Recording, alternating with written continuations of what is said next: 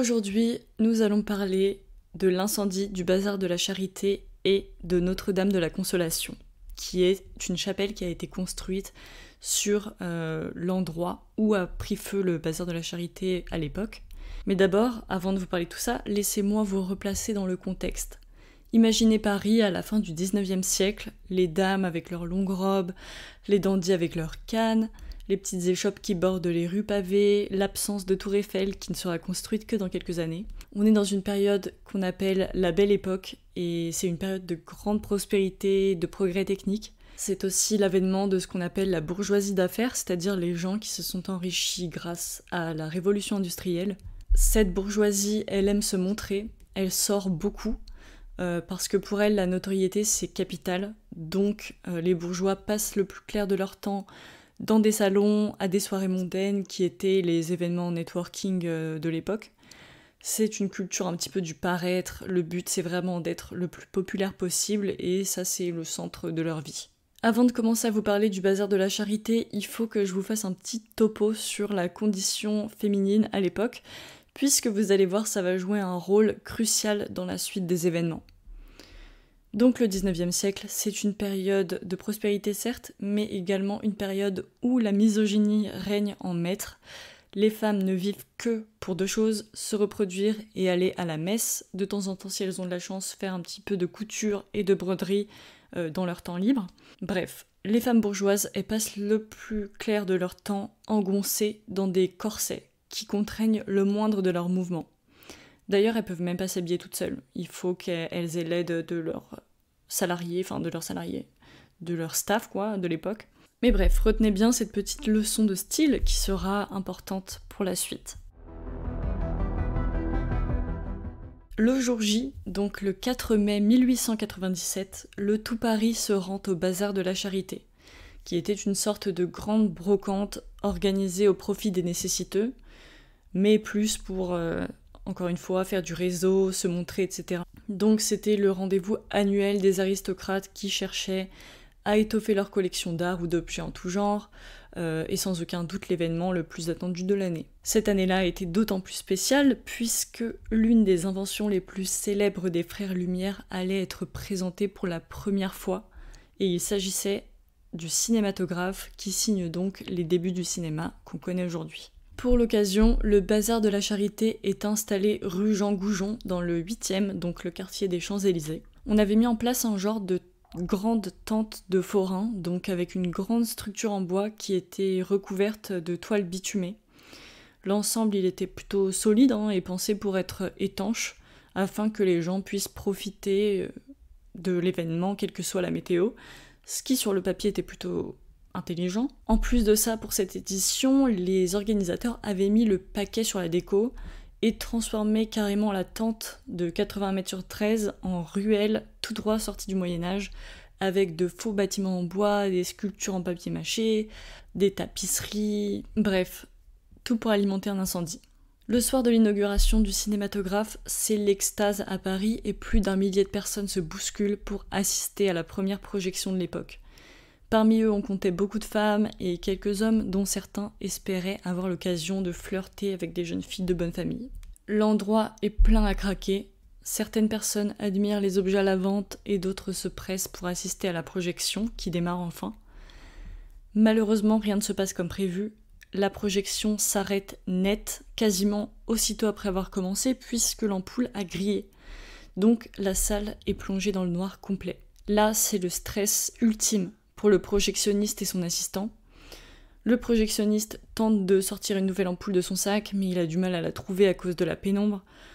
Il panique parce que ils comprennent tous les deux d'ailleurs, lui et son assistant, que là ils sont en train de foirer complètement l'inauguration d'une des inventions les plus importantes de la décennie, du siècle, du monde même, et qui sont en train de décevoir tout le monde tout simplement. Donc sans réfléchir, sous le stress, la panique, l'assistant du projectionniste sort une allumette de sa poche et il la craque pour aider son patron à retrouver l'ampoule. Il pense que lui faire un peu de lumière, ça va l'aider, tout simplement. Malheureusement, c'était sans compter sur le fait que le cinématographe fonctionnait avec de l'éther qui s'est immédiatement enflammé, suivi des pellicules qui étaient également très très inflammables. Et en fait, tout simplement, ça a fait l'effet d'une bombe. Et comme je vous l'ai dit plus tôt, la structure du bazar était construite avec du bois et des toiles bitumées qui ont immédiatement contribué à propager le feu. Donc en quelques minutes, la structure complète était en flammes et bien sûr c'était sans compter sur le fait que toutes les décos moyenâgeuses qui avaient été mises en place étaient très très inflammables également. Il y a seulement quelques issues qui sont vite bouchées, en partie à cause des tenues imposantes des femmes, et la plupart des hommes présents, au lieu de leur porter assistance, leur ont clairement marché dessus. Le feu prend très vite possession des seules issues restantes, et la majorité des personnes encore présentes dans la tente sont des femmes, donc des mères de famille et des jeunes femmes. La température était tellement haute que les personnes prises au piège ont commencé à rôtir et à fondre en fait, tout simplement. Par ailleurs, les vêtements des femmes étant plus longs et plus fournis en tissu que la majorité des vêtements des hommes ou des personnes qui ne font pas partie de la bourgeoisie, nombre d'entre elles ont brûlé vives.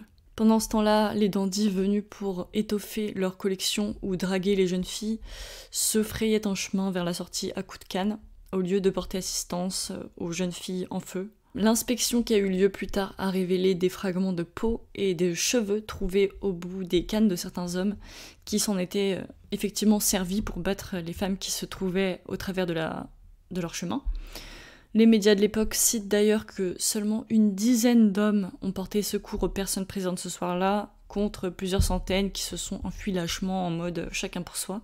Le bilan final, alors, j'ai trouvé qu'il s'élevait à 125 morts, mais il y a plusieurs chiffres. Ça va entre 120 et 129, grosso modo.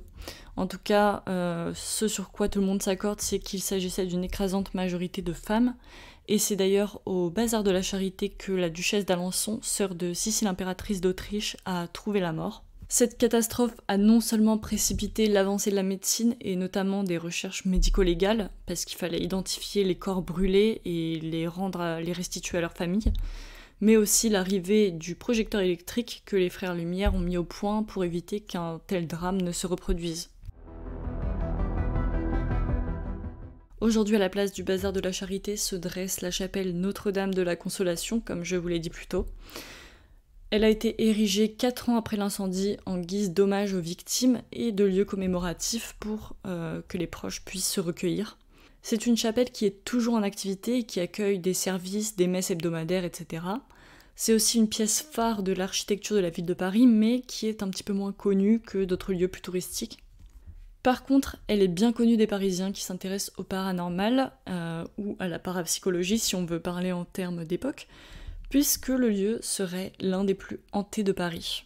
Du moins, c'est ce que disent nombre de blogs et la presse. Apparemment, nombre de visiteurs auraient ressenti des choses et été témoins d'apparitions paranormales, mais pour autant, je n'ai trouvé aucun témoignage réel de tout ça, seulement des on-dit. En même temps, c'est assez facile de dire ça, sachant ce qui s'est passé.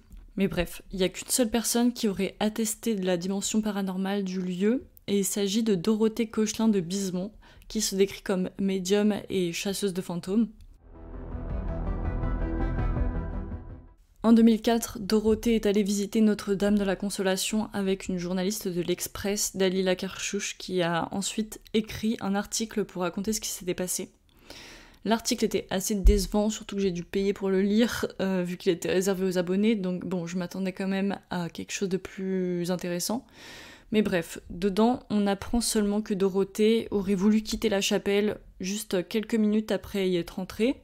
Elle dit avoir ressenti un grand froid, mais normal en même temps dans une chapelle, enfin je trouve pas ça spécialement anormal, et avoir ressenti la présence de gens, des gens qui étaient morts lors de l'incendie du bazar de la Charité.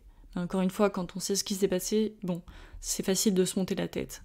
Dorothée aurait ajouté que Paris grouillerait de fantômes du fait de son passé sanglant. C'est d'ailleurs ce qui a inspiré le sujet de cette saison.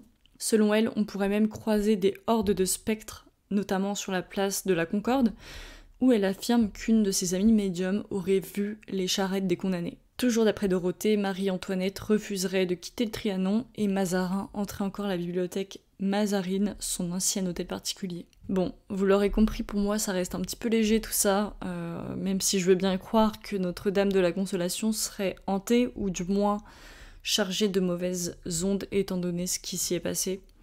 Mais Bon, on n'a que la bonne foi de Dorothée pour étayer ce propos, et pour moi, ce n'est clairement pas une preuve suffisante. Mais soyez sans crainte, je ne vais pas vous laisser sur votre faim, il y a un dernier fait, ou plutôt une dernière personne, que je vais vous présenter et qui va peut-être remettre en cause, en question vos croyances. Cette personne, c'est Henriette Couédon. Henriette Couédon, c'est une jeune femme qui, en 1897, donc au moment des faits, a 25 ans. Et c'est pas une jeune femme ordinaire puisqu'elle affirme être en contact direct avec l'archange Gabriel et apte à prédire l'avenir. Elle devient très célèbre à Paris et le 21 mars 1897, donc à peu près 2 mois avant l'incendie du bazar de la Charité, elle est invitée par la comtesse de Maillet à une soirée que celle-ci donne dans son hôtel particulier. Cette soirée, elle a pour but de présenter la nouvelle édition du bazar de la Charité qui doit avoir lieu en mai. Et Henriette est censée être l'animation, la distraction un peu de la soirée, quoi. On lui demande donc de faire ce qu'elle sait faire, c'est-à-dire prédire l'avenir. Elle s'assoit sur une chaise, les messieurs dames sont en cercle autour d'elle, et puis elle entre dans une transe. Et d'après le journal quotidien Le Gaulois du 15 mai 1897, elle aurait déclaré ceci. « Près des Champs-Élysées, je vois un endroit pas élevé, qui n'est pas pour la pitié, mais qui en est approché dans un but de charité qui n'est pas la vérité. Je vois le feu s'élever et les gens hurler, des chairs grillées, des corps calcinés. J'en vois comme par pelletées. » Les invités de la soirée sont saisis d'effroi, mais la prophétie est bien vite oubliée et tout le monde vaque à ses petites occupations. Personne ne se doute qu'Henriette vient véritablement de prédire le destin funeste d'une centaine de personnes. Après le malheureux événement qui a validé sa prophétie, Henriette va connaître une notoriété fulgurante. Malheureusement, ça ne va rien amener de bon, puisque la jeune femme va également être victime d'un destin tragique. Mais ça, je vous le raconterai bientôt dans un nouvel épisode de Chroniques Paranormales.